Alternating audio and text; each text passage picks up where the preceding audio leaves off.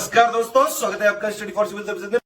यदि study for civil services के छात्र हैं तो ये वाला टेलीग्राम जरूर ज्वाइन करके रखिए। यूट्यूब चैनल में हमारे साथ है तो भी ये वाला टेलीग्राम ज्वाइन करना बहुत ज्यादा जरूरी है। सारे नोटिफिकेशन, सारे अपडेट, सारे मोस्ट इंपोर्टेंट पिक्स, सारा रिवीजन सब कुछ यहाँ पे बताया जाता है।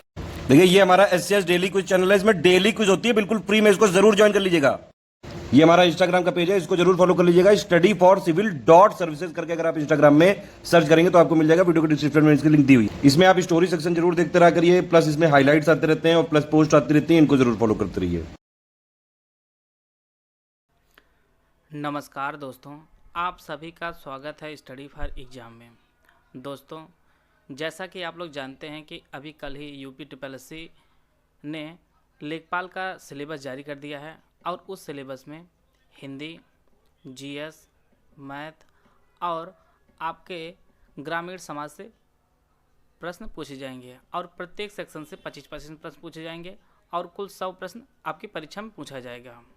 इससे पहले 2015 में लेखपाल की परीक्षा हुई थी और ये आपके सामने 2015 के लेखपाल की परीक्षा का प्रश्न पत्र है।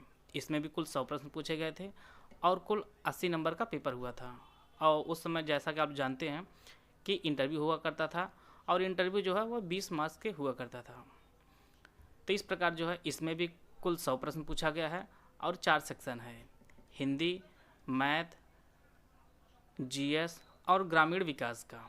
तो आइए हम लोग प्रत्येक प्रश्न को देखते हैं। सबसे पहले हिंदी का सेक्शन है। राजा सेवक को कंबल देता है, वाक्य में रेखांकित पद में कौन सा कारक है? तो इसमें संप्रदान कारक है, इसका जो ऑप्शन बी है वह सही है। अगला प्रश्न है, यहाँ पे वाक्य शुद्धि का प्रश्न है, इसमें कौन सा वाक्य शुद्ध हुआ पहचानना है। तुलसी और सूर क्रमशः अवधी और ब्रज भाषा के श्रेष्ठ कवि हैं। तो यह जो ऑप्शन ए यह सही है। यह भी अगला प्रश्न है, यह भी वाक्य शुद्धि से प्रश्न है। जीवन और साहित्य का घनिष्ठ संबंध है, यह वाक्य जो है शुद्ध है। इसी प्रकार से मुहावरा और लोकोक्तियों से प्रश्न पूछा गया है। खिसियानी बिल्ली खंभा नोचेगा, अर्थ क्या होगा?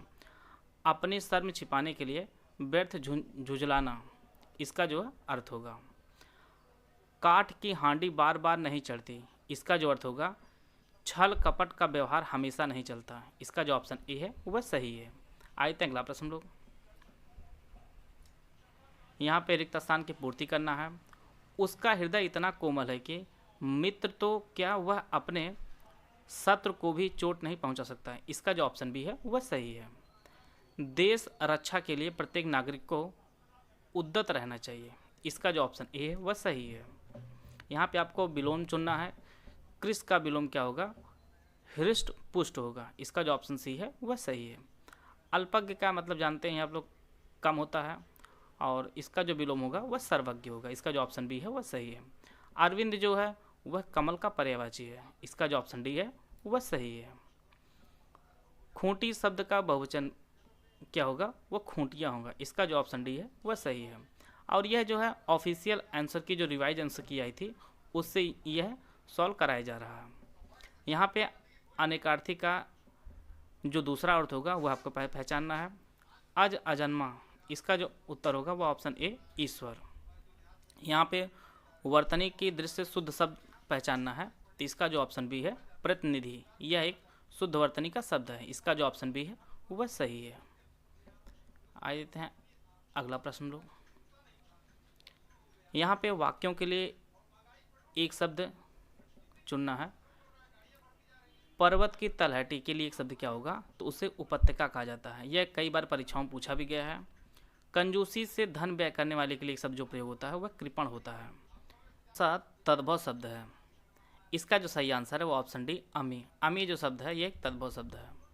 यहाँ पे अलंकार आपको पहचानना है। अंबर पनघट में डूबो रही तारा घट ऊषा नगरी, इसमें जो है रूपक अलंकार, इसका जो ऑप्शन डी है वह सही है। निर्धन में कौन संधि है? जैसा कि आप जानते हैं निधन धन, निह धन धन, यह विसर्ग संधि, इसका जो ऑप्शन ए है वह सही है। देशांतर में कौन सा समास है? इसमें जो है कर्मधारय समास है, इसका जो ऑप्शन बी है वह सही है।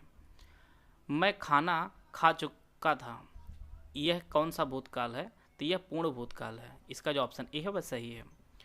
करुण रस का स्थायी भाव, जैसा कि आप जानते हैं करुण का जो है वह शोक होता है, इसका जो ऑप्शन सी है वह सही है। ठठेरा का लिंग परिवर्तन करना है, तो इसका जो स्त्रीलिंग होगा वह ठठेरिन होगा। इसका जो ऑप्शन बी है वह सही है। आपको वाक्य में त्रुटियां पहचानना है। विद्यालय में जलपान को उत्तम व्यवस्था है, तो जैसा कि पढ़ने से पता चल रहा है कि जलपान को नहीं जलपान की होगा यहाँ पे, तो इसका जो ऑप्शन बी है वह सही है। मुझे रेलगाड़ी की यात्रा करना अच्छी लगती है, तो यात्रा करना यहाँ पे इसका जो यह जो त्रुटि है वह अच्छी लगती है यहाँ पे, इसका जो ऑप्शन सी है वह सही है। इसी प्रकार से तत्सम शब्द पहचानना है। आग, आज, आँख और अग्र में, इसका जो ऑप्शन डी है वह सही। अग्र जो है एक तत्सम शब्द है। आइए हम लोग अगला सेक्शन देखते हैं। मैथ का जो सेक्शन है वह हम सॉल्व बाद में कराएंगे, यहाँ पे आपको आंसर बता दे रहे हैं। एक त्रिभुजाकार खेत का परिमाप 540 मीटर है और इसकी भुजा का जो अनुपात है वह 5, 12, 13 है। इस खेत का क्षेत्रफल क्या होगा? तो यह जो है 9720 वर्ग मीटर होगा। जैसे कि आप देख रहे हैं 12, 13, 15 यह समकोण त्रिभुज बन रहा है और उसका क्षेत्रफल 1/2 आधार गुणे ऊंचाई होता है। तो ये इससे जो है इसका जो ऑप्शन ए है वह सही है। इसी प्रकार से यहाँ पे 3 संख्याओं का योगफल 392 दिया है। पहले दूसरी का जो अनुपात है वह 2, 3 है और दूसरी तीसरी की जो अनुपात है वह 5, 8 है। तो वह तीसरी संख्या क्या होगी? वह 192 होगी। इसी प्रकार से अगला जो क्वेश्चन है 930.25 के वर्गमूल में कौन सा सबसे छोटा भिन्न घटाया जाए जिससे प्राप्त परिणाम में एक पूर्ण संख्या आ जाए? तो इसमें जो है वह 1/2 घटाया जाएगी जिससे एक पूर्ण संख्या प्राप्त होगी। इसी प्रकार से 300 ग्राम के चीनी के विलयन में 40% चीनी है, इसमें कितनी चीनी मिलाया जाए ताकि विलयन में चीनी का जो मात्रा हो जाए वह 50% हो जाए? तो इसमें जो है 60 ग्राम चीनी मिलानी पड़ेगी। आए थे अगला प्रश्न लोग। मैथ के सभी प्रश्न जो है वह अलग से सॉल्व कराए जाएंगे। एक पहिए की त्रिज्या 21 सेंटीमीटर है। 79 मीटर की दूरी तय करने में उसे कितने चक्कर लगाने होंगे? तो यह कुल 600 चक्कर लगाने होंगे 79 मीटर तय करने में। 79 मीटर नहीं, सॉरी 792 मीटर, यहाँ पे मिट गया है, ये 792 मीटर। इसी प्रकार से अगला जो प्रश्न है, एक स्कूटर और एक मोपेड के मूल्य का जो अनुपात है 1:5 है और स्कूटर का मूल्य एक मोपेड के मूल्य से 4200 अधिक है, तो मोपेड का मूल्य क्या होगा? तो वह जो है 5250 रुपये मूल्य होगा मोपेड का। आए तो अगला प्रश्न लोग। यहाँ पे भिन्न का योगफल में कौन सा भिन्न जोड़ दिया जाए ताकि परिणाम का एक पूर्ण जो संख्या बन जाएगी? तो इसमें जो है 3/40 जोड़ दिया जाए तो जो परिणाम प्राप्त होगा वह एक पूर्ण संख्या प्राप्त होगी। इसी प्रकार से 27 पावर x बराबर 1/3 पावर x, तो x पावर 4 का जो मान होगा वह 16 होगा। इसका जो ऑप्शन ए है वह सही है। आइए अगला प्रश्न लोग। यदि एक वृत्त की परिधि और उसके व्यास से 18.6 सेंटीमीटर अधिक है तो वृत्त का व्यास क्या होगा? तो उसका जो व्यास होगा वह 8.68 सेंटीमीटर होगा। इसका जो ऑप्शन बी है वह सही है। यहाँ पे एससीएफ एलसीएम से भी प्रश्न है और आपके सिलेबस में भी दिया गया है। यह जो है अध्याय 2 संख्याओं का महत्तम समापवर्त और लघुत्तम समापवर्त के क्रमशः 12 और 2448 है और इनके बीच के जो अंतर है वह 60 है, तो संख्या का जो योगफल होगा वह 348 होगा। इसका जो ऑप्शन डी है वह सही है। अगला प्रश्न आपके लाभांश है। कोई व्यक्ति 8 रुपये में 10 वस्तु खरीदता है और उन्हें 1.25 प्रति वस्तु की दर से बेचता है, तो उसका लाभ कितना होगा? तो उसका जो लाभ होगा वह 56.4% होगा। अगला प्रश्न है। एक आयताकार मेज की ऊपरी सतह का परिमाप 28 है और इसका क्षेत्रफल 48 मीटर स्क्वायर है। मेज के कर्ण की लंबाई क्या होगी? तो इसके जो कर्ण की लंबाई होगी वह 10 मीटर होगी। इसका जो ऑप्शन डी है वह सही है। आइए अगला प्रश्न लोग। बजट से पहले किसी कार की कीमत 30% बढ़ाई जाती है और बजट में फिर 10% बढ़ाई जाती है, तो कार की कीमत क्या होगी? तो इसकी जो कीमत होगी वह आपके 43% होगी। इसका जो ऑप्शन सी है वह सही है। कोई धनराशि साधारण ब्याज पर 10 वर्षों में अपनी की दुगनी हो जाती है, तो ब्याज का रेट बताना, आपको रेट आप इंटरेस्ट बताना। इसका जो ऑप्शन बी है 10%, उसकी जो दर होगी वह 10% होगी। आइए अगला प्रश्न लोग। किसी संख्या में 8% जोड़ने और 3% घटाने जो संख्या का जो अंतर होगा वह 4, 7 होगा, तो मूल संख्या क्या होगी? तो मूल संख्या 37 होगी। इसका जो ऑप्शन बी है वह सही है। आइए अगला प्रश्न लोग। एक त्रिभुज का परिमाप 30 सेंटीमीटर है और इसका क्षेत्रफल 30 सेंटीमीटर स्क्वायर है। यह त्रिभुज की सबसे बड़ी भुजा की लंबाई 13 सेंटीमीटर है तो त्रिभुज की सबसे छोटी भुजा क्या होगी? तो उसकी जो सबसे छोटी भुजा होगी वह 5 सेंटीमीटर होगी। इसका जो ऑप्शन बी है वह सही है। आज अगला प्रश्न लो। यदि किसी धनराशि पर ब्याज 1 पैसा प्रति रुपया है प्रति माह है तो वार्षिक ब्याज की दर का प्रतिशत क्या होगा? तो वार्षिक ब्याज का जो प्रतिशत होगा वह 12% होगा। इसका जो ऑप्शन सी है वह सही है। अगर त्रिभुज ABC है और कोण A बराबर 90 अंश और A बराबर 25 सेंटीमीटर, B बराबर 7 सेंटीमीटर, तो tan B का जो मान होगा वह 7/24 होगा। यह आपके ट्रिग्नोमेट्री क्वेश्चन बनाया गया है।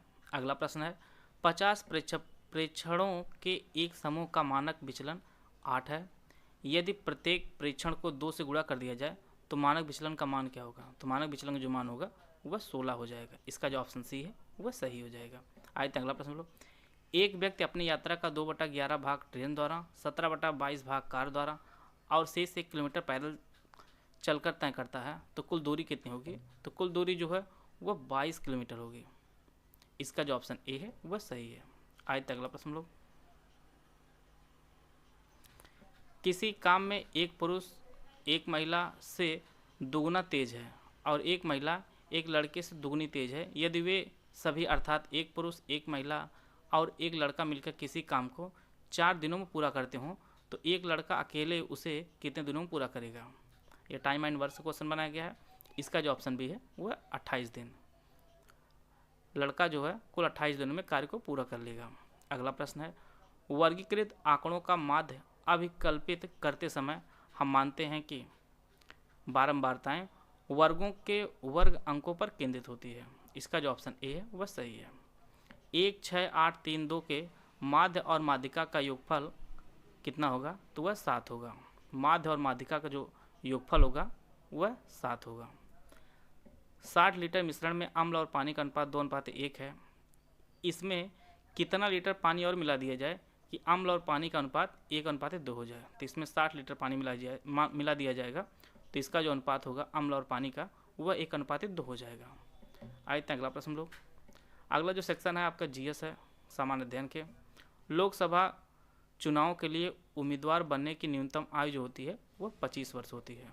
लोकसभा के लिए 25 वर्ष और राज्यसभा के लिए 30 वर्ष होती है। यह करंट अफेयर के प्रश्न उस समय के थे। इसका जो ऑप्शन है वह ऑप्शन ए भारतीय इंटरप्राइजेज। यह आपके सामान्य विज्ञान से प्रश्न पूछा गया है। हमारे रुधिर में ऑक्सीजन का परिवहन एक प्रोटीन द्वारा होता है, उसका जो नाम है वह हीमोग्लोबिन होता है। इसका जो ऑप्शन डी है वह सही है। 2015 में कोपा अमेरिका किसने जीता था? तो यह चिली ने जीता था 2015 में। 16 अगस्त 1946 को प्रत्यक्ष कार्यवाही दिवस जो है यह मुस्लिम लीग द्वारा मनाया गया था। यहाँ पे देखिए बार बार विवादित जो प्रश्न है चौरी चौरा कांड कब हुई थी? कहीं पे 4 फरवरी दिया रहता है, कहीं पे 5 फरवरी। तो इसमें जो है 4 फरवरी दिया है, अब 5 फरवरी दिया है।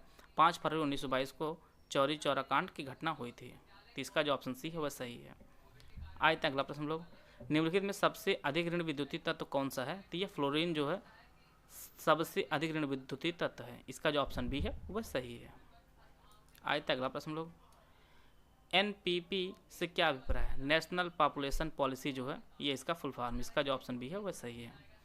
भारत की उच्चतम वार्षिक वर्षा कहाँ पर दर्ज की गई है? तो जैसा कि आप जानते हैं मानसीनाथ सबसे अधिक वर्षा है और यह जो है मेघालय में स्थित है। जून 2015 के चौथे सप्ताह में 2 उद्यमियों और अनेक नागरिक निकायों के बीच अपशिष्ट प्रबंधन पर एक समझौता हुआ है। तो यह जो है असम में हुआ था। तो ये करंट अफेयर आप लोग देख लीजिए। करंट अफेयर कितने प्रश्न उस टाइम पूछे गए थे उसी के अनुसार जो है वर्तमान में प्रश्न पूछे जाएंगे आपकी परीक्षा में। अंतर्राष्ट्रीय क्रिकेट काउंसिल के अध्यक्ष किसे चुना गया था? वह 2015 में। तो ये जहीर अब्बास को चुना गया था। अगला प्रश्न। सविनय अवज्ञा आंदोलन का मुख्य उद्देश्य क्या था? यह नमक कर के विरुद्ध जो है ये आंदोलन गांधी जी द्वारा चलाया गया था 1930 में। आए अगला प्रश्न लोग। उच्छादन पर किसी पदार्थ का वायु से नमी का अवशोषण करने का गुण जो है यह प्रस्वेदन कहलाता है। इसका जो ऑप्शन बी है वह सही है। आए अगला प्रश्न लोग। अंतर्राष्ट्रीय गमन माइग्रेशन क्या होता है? माइग्रेशन मतलब होता है देशों के बीच में लोगों का संचलन। इसका जो ऑप्शन बी है वह सही है। प्रायद्वीपीय भारत का दक्षिणी छोर कन्याकुमारी स्थित है? भूमध्य रेखा के उत्तर में। जैसा कि आप जानते हैं भारत जो है भूमध्य रेखा के उत्तर में स्थित है पूरा, तो यह जो है इसका जो ऑप्शन सी है वह सही है। और भारत उत्तरी गोलार्ध में स्थित है। वह कौन सा स्थान है जहां अंतिम मुगल बादशाह बहादुर शाह जफर की मृत्यु हुई थी? यह रंगून में इनकी मृत्यु हुई थी। केंद्र सरकार के विकास व्यय में शामिल नहीं है। कौन शामिल नहीं है? तो यह ऑप्शन डी रक्षा व्यय।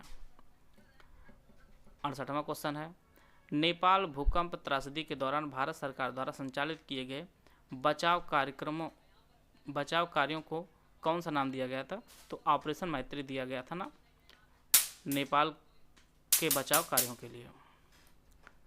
निम्नलिखित में से कौन सा कैबिनेट स्तर का होता है? तो विपक्ष का जो नेता होता है वह कैबिनेट स्तर का मंत्री होता है, मंत्री स्तर का होता है, कैबिनेट स्तर का। इसका जो ऑप्शन बी है वह सही है।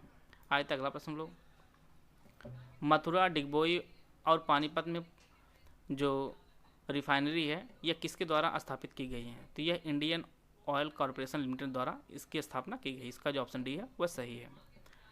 मूल कर्तव्यों को संविधान में सम्मिलित करने का सुझाव किसने दिया था? तो यह स्वर्ण सिंह समिति ने दिया था। जैसा कि आप लोग देख रहे हैं यहाँ पे स्वर्ण जो शब्द है यह गलत लिखा हुआ है वर्तनी की दृष्टि से। अगला प्रश्न है, दालें किसका अच्छा स्रोत होती हैं? तो दालों में प्रोटीन होता है। इसका जो ऑप्शन बी है वह सही है।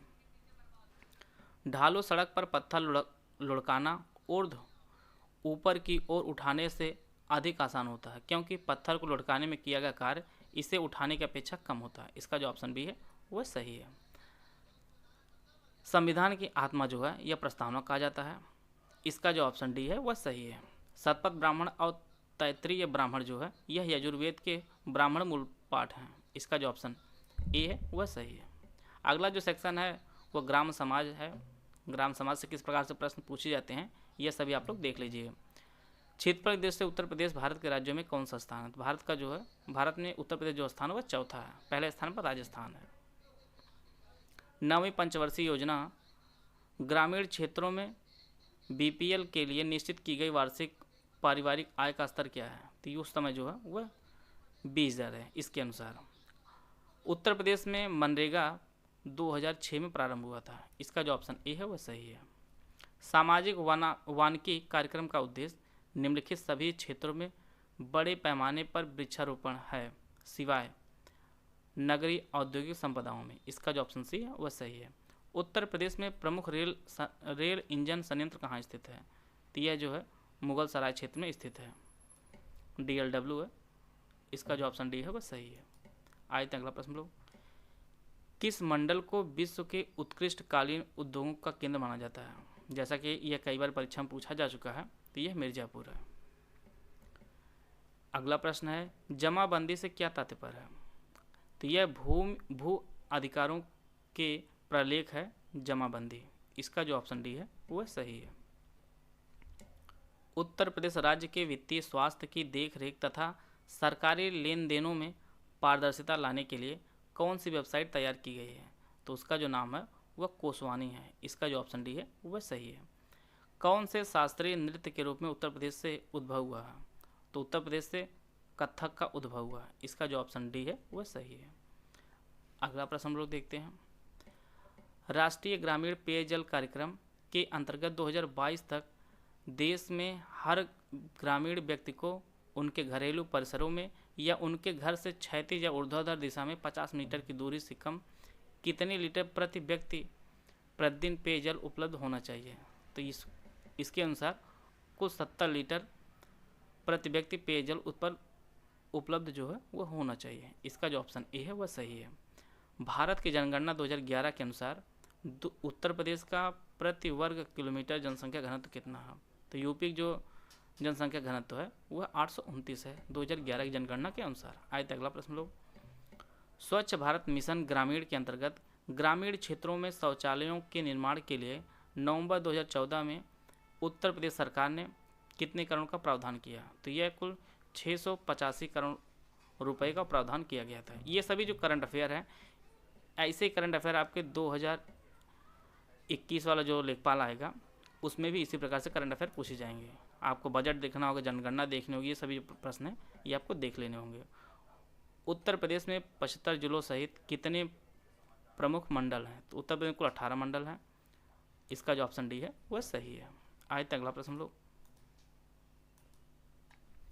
उत्तर प्रदेश राजमार्ग भू नियंत्रण अधिनियम किस वर्ष पारित हुआ था? तो यह 1945 में पारित हुआ था। इसका जो ऑप्शन डी है वह सही है।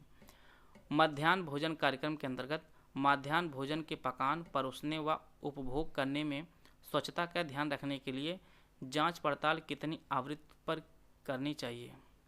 तो यह प्रत्येक दिन करनी चाहिए। इसका जो ऑप्शन बी है वह सही है।